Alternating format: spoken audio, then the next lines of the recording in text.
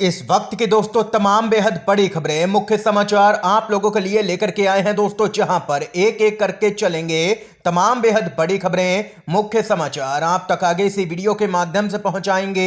इसलिए लगातार हमारे साथ आगे इसी वीडियो में दोस्तों बने रहिएगा। सभी बड़ी खबरें, मुख्य समाचार जानना आप सभी दोस्तों के लिए बेहद ही जरूरी है।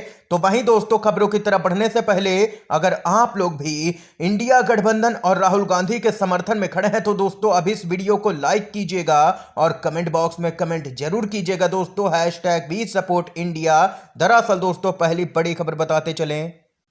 मोदी सरकार जिस जज को कर रही थी परेशान, रिटायर होने के बाद सीजीआई चंद्रचूड़ ने उसी जज को दे दी है बड़ी जिम्मेदारी। जी हां दोस्तों, इस वक्त की बड़ी खबर आ रही है। अब भाजपा सरकार की मुश्किलें बढ़ सकती हैं। सुप्रीम कोर्ट में वकालत करेंगे पूर्व chief justice S Muralidhar, senior advocate नामित हुए हैं। जी हां दोस्तों, सुप्रीम कोर्ट ने ओडिशा हाई कोर्ट के पूर्व मुख्य न्यायाधीश को सीनियर एडवोकेट के रूप में नामित किया है। यह निर्णय भारत के मुख्य न्यायाधीश ने लिया है, यानी कि सीजीआई डीवाई चंद्रचूड़ ने यह बड़ा कदम उठाया है।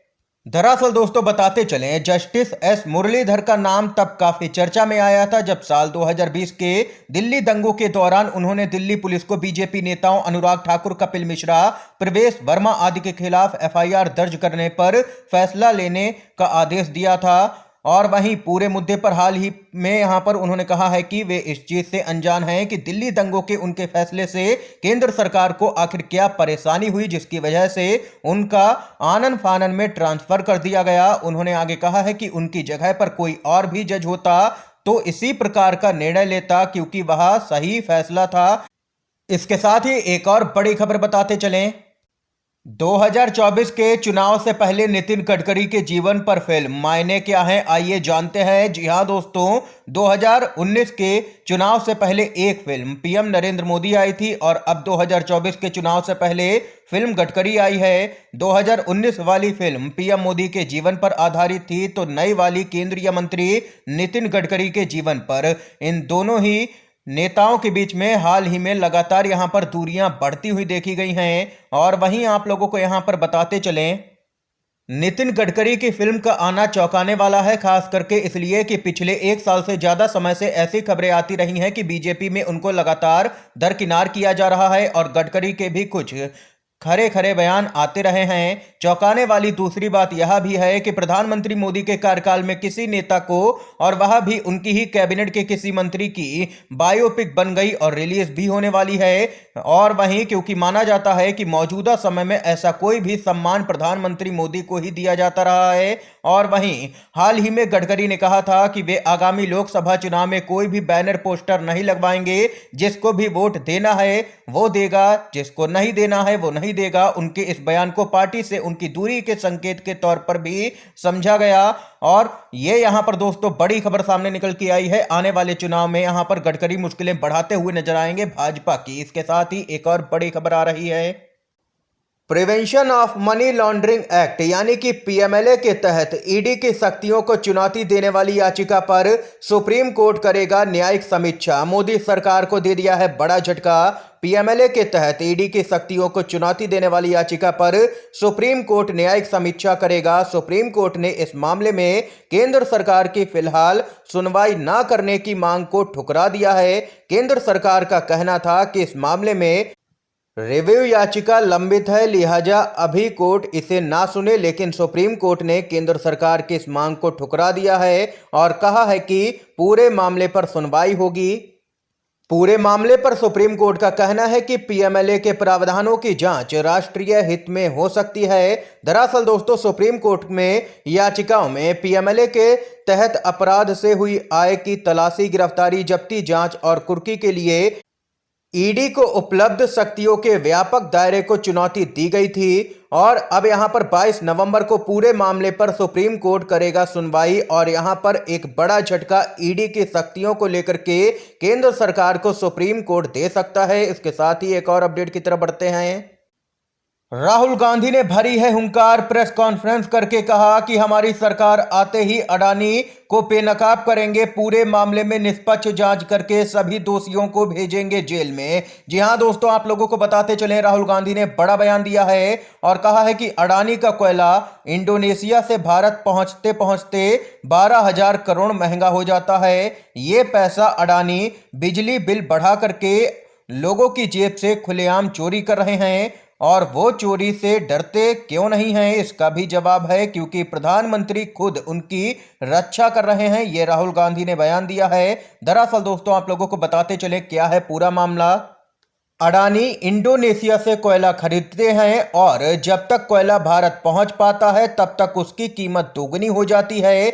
यहीं पर पूरा खेल अडानी ने किया है और जिसके कारण देश के अंदर बिजली महंगी हुई है और उसका ही फायदा गौतम अडानी को सीधे तौर पर पहुंचा है। और वहीं सेबी सरकार से कहती है कि उन्हें अडानी मामले में दस्तावेज नहीं मिल रहे हैं, तो फिर फाइनेंशियल टाइम्स को दस्तावेज आखिर कैसे मिल रहे हैं। अडानी की रक्षा हिंदुस्तान के प्रधानमंत्री मोदी कर रहे हैं। कोई भी 32,000 करोड़ रुपए चोरी करेगा उसकी जांच होगी, हमारी सरकार बनने पर हम जांच कराएंगे।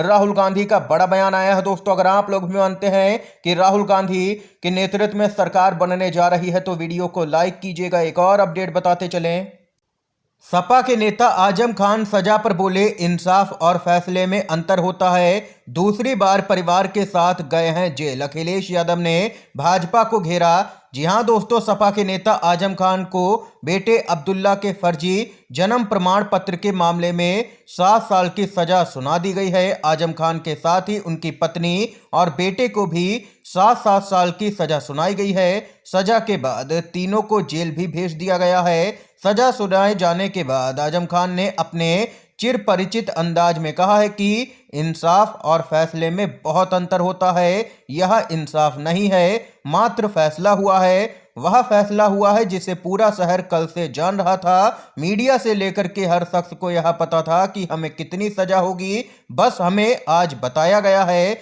आगे क्या करना है हमारे वकील कोर्ट के फैसले का अध्ययन करने के बाद ये तय करेंगे। माना जा रहा है कि अब यहां पर हाई कोर्ट से लेकर के सुप्रीम कोर्ट तक की लड़ाई आजम खान का परिवार लड़ेगा।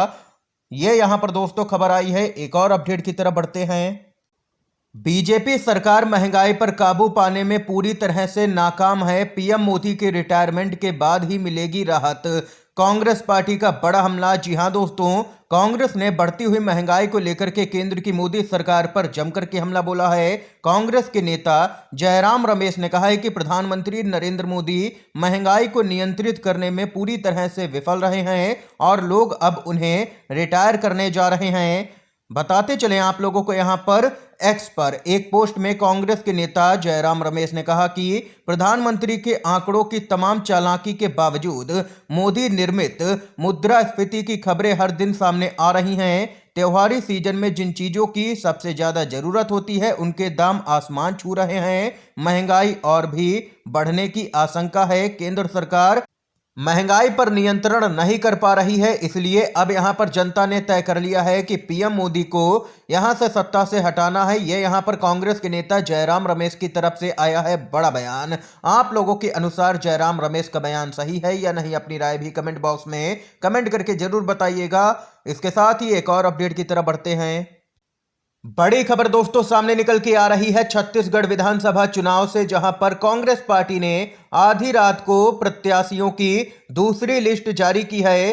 53 उम्मीदवारों के नाम शामिल हैं इस लिस्ट में। बड़ी खबर आ रही है, छत्तीसगढ़ विधानसभा चुनाव के लिए कांग्रेस ने दूसरी लिस्ट जारी कर दी है। इसमें 53 उम्मीदवारों के नाम शामिल हैं। इससे पहले 30 उम्मीदवारों के नाम घोषित किए गए थे। राज्य में कुल 90 विधानसभा की सीटें हैं। इस प्रकार कांग्रेस ने अभी तक यहां पर 83 नामों का ऐलान कर दिया है और अब केवल 7 विधानसभा सीटों पर कांग्रेस के प्रत्याशियों का ऐलान होना बाकी है। वह भी जल्द ही कर दिया जाएगा। ये यहां पर दोस्तों इस समय की आज की तमाम बेहद बड़ी खबरें थी, मुख्य समाचार थे जो हमने आप लोगों तक पहुंचाए। अगर आप लोगों को यह वीडियो पसंद आया हो तो दोस्तों अभी इस वीडियो को लाइक कीजिएगा, ज्यादा से ज्यादा इन खबरों को, मुख्य समाचारों को शेयर कीजिएगा अपने सभी दोस्तों में, और चैनल पर नए हैं तो दोस्तों चैनल को जरूर सब्सक्राइब कीजिएगा। वीडियो देखने के लिए आप सभी का बहुत बहुत धन्यवाद।